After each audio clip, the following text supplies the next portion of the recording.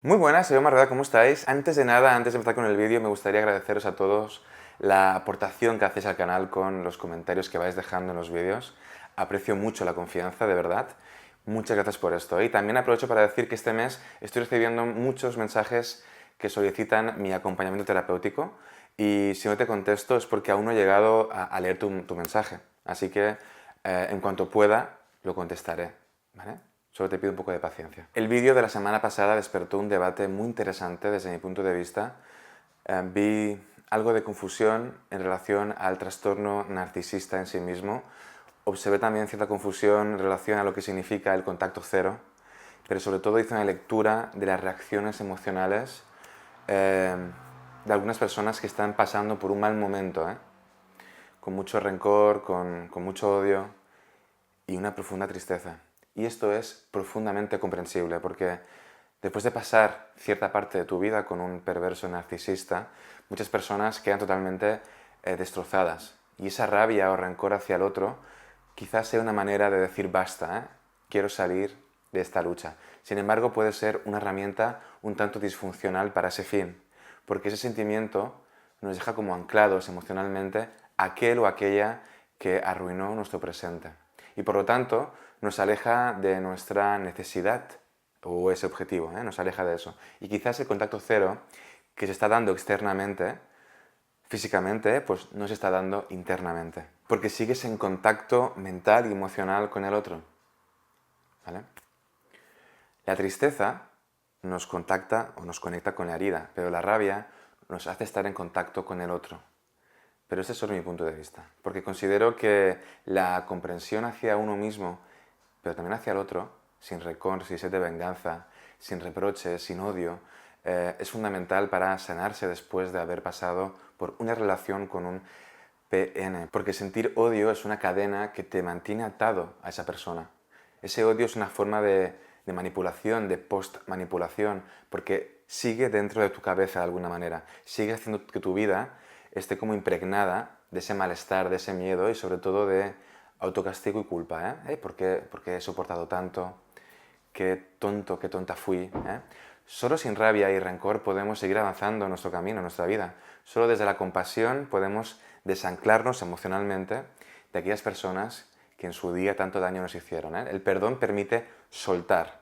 Soltar es dejar de sufrir, soltar es salir de la mente para poder entrar en tu vida. ¿Vale? Otro aspecto que me gustaría compartir es que debemos tener mucho cuidado con la tendencia a englobar a todos los perversos narcisistas en un mismo saco.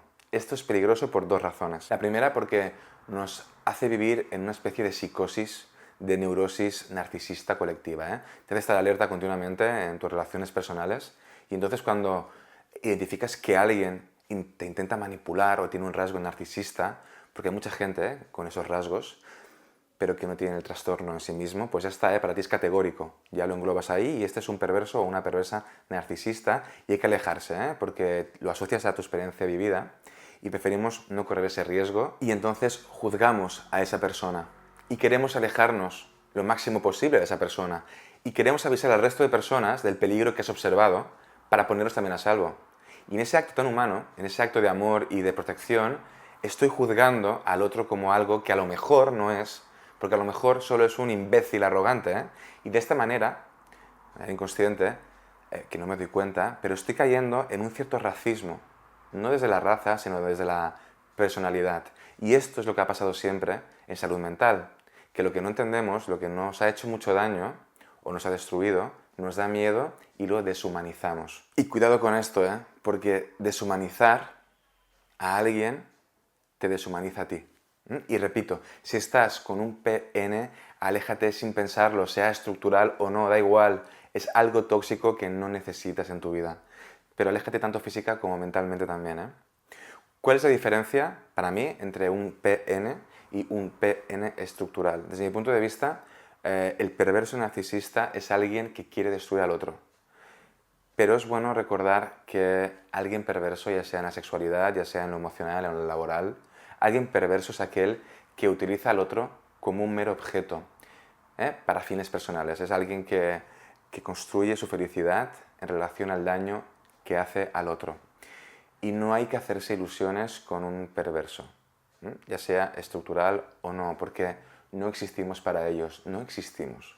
No podrás hacerlo entender nada. Pero la diferencia entre un PN estructural y un PN básicamente reside en su capacidad para sanarse.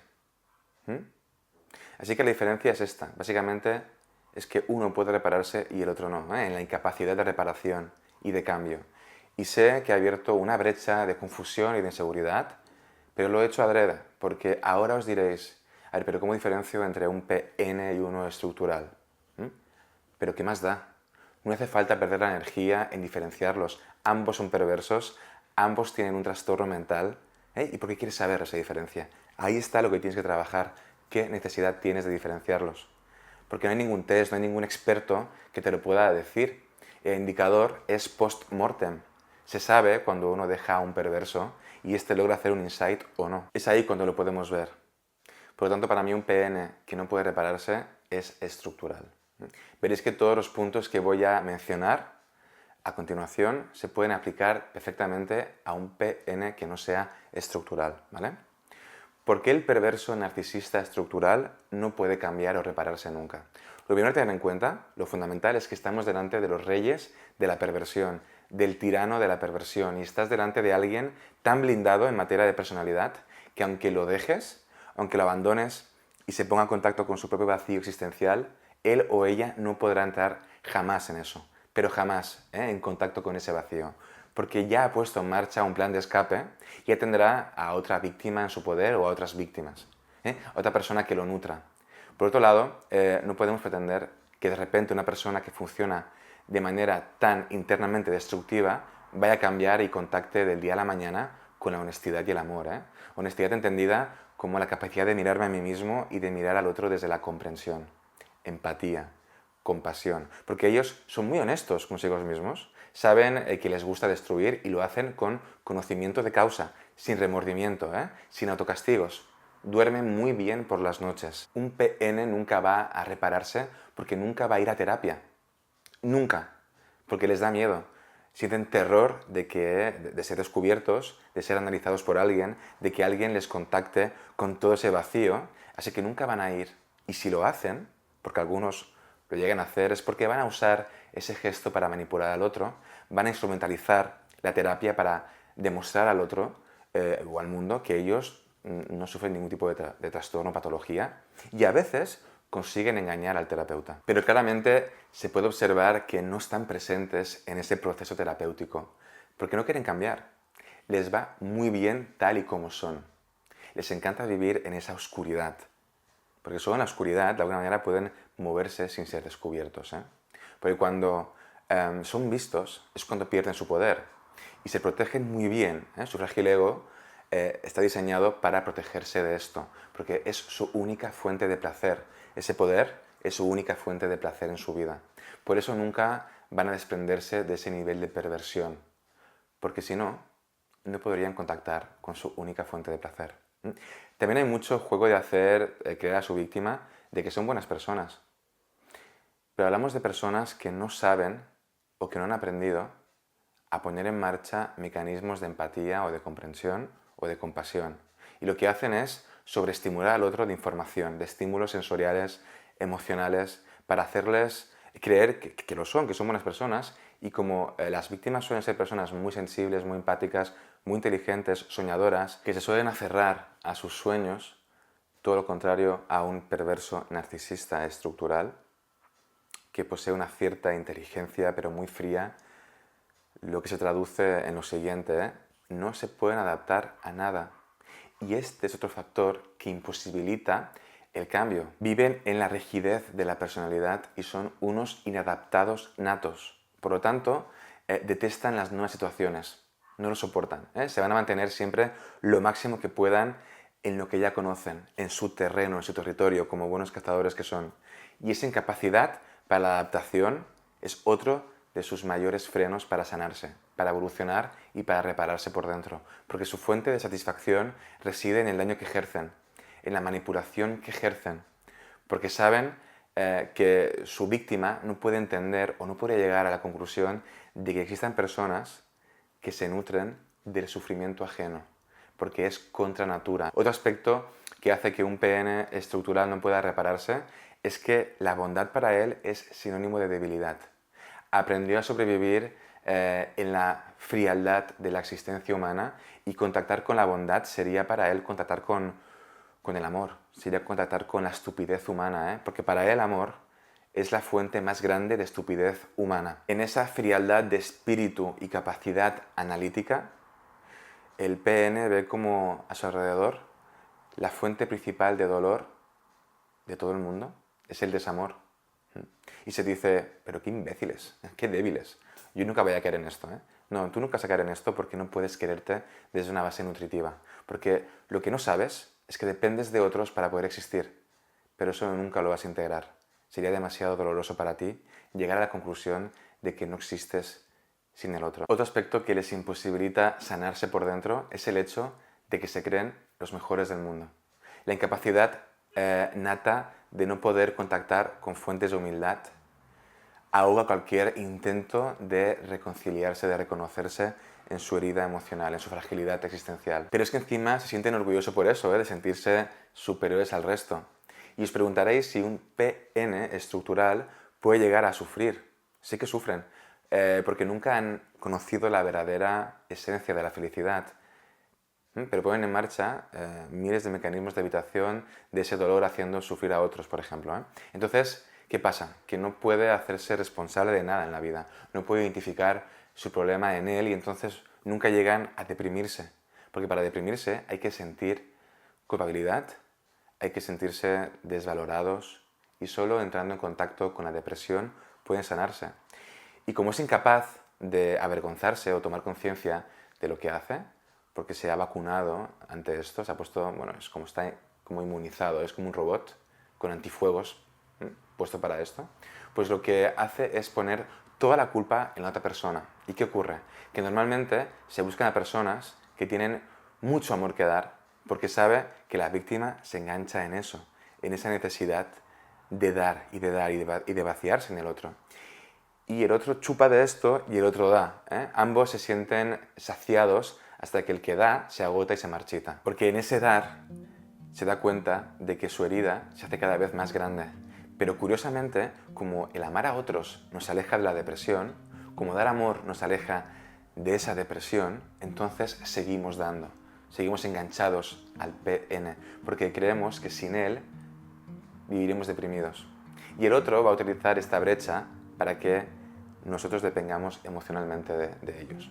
Pero debemos comprender que entregarles el amor, que dar amor a un perverso narcisista, ya sea estructural o no, es como tirar ese amor a un pozo sin fondo. No sirve de nada, solo sirve para agotarnos, para engancharnos en un círculo vicioso de dar y de dar. Porque el PN no puede amar porque no ha aprendido a hacerlo, y si no aprendes a amarte a ti mismo, no puedes amar a los demás. Y si para ti amarte significa ver sufrir a los demás, que es como se construyen desde pequeñitos, pues entonces te vas a dedicar toda tu vida a hacer esto. Y aquí debemos rebelarnos. Ante esto tenemos que rebelarnos. Debemos tomar contacto con nuestra parte más rebelde y decir basta. Y aunque te sientas mal por esto o culpable, dejando a esa persona, es la única manera de protegerte. Así que hazlo. Muchos pacientes que vienen a mi consulta, víctimas de un PN o una PN, han llegado a creer que ellos son los manipuladores. Y esto es una técnica muy común de los PN, hacer creer al otro de que son ellos los que manipulan. Porque al abandonarlo, es muy común sentirse mala persona, sentirse culpable del dolor que proyectamos en el otro. Porque para ti es impensable hacer daño, te cuesta sostener el dolor del otro. Pero no sufras, el PN estructural no se permite entrar en contacto con ese dolor. Vive en él como pez en el agua. El pez no es consciente del agua, al igual que el PN estructural no es consciente de que vive en la agonía existencial. Y la gran razón de por qué el PN estructural nunca podrá repararse es porque no quiere hacerlo. No quiere sanarse, no quiere repararse. Puede hacerte creer que lo va a hacer, que no puede más con esto y que tienes toda la razón del mundo, que hay que tomar medidas, pero no lo va a hacer. Porque considera que la gente que ama, que da amor, es gente débil y no quiere ser alguien débil. Entonces pone en marcha mecanismos de control para evitar que el amor entre en él. Porque el centro de su vida, lo que le pone en contacto con cierta paz interior, es hacer daño a los demás. ¿Vale? Bueno, espero haber podido aclarar un poco ciertas dudas. Es un tema muy complejo, muy delicado. Es mi visión, es mi punto de vista. Si te ha gustado el vídeo, si te ha permitido aclarar ciertas dudas, sobre todo dale a me gusta, compártelo con aquellas personas que están en un momento difícil. Es un momento de contacto cero, hay que hacerlo bien.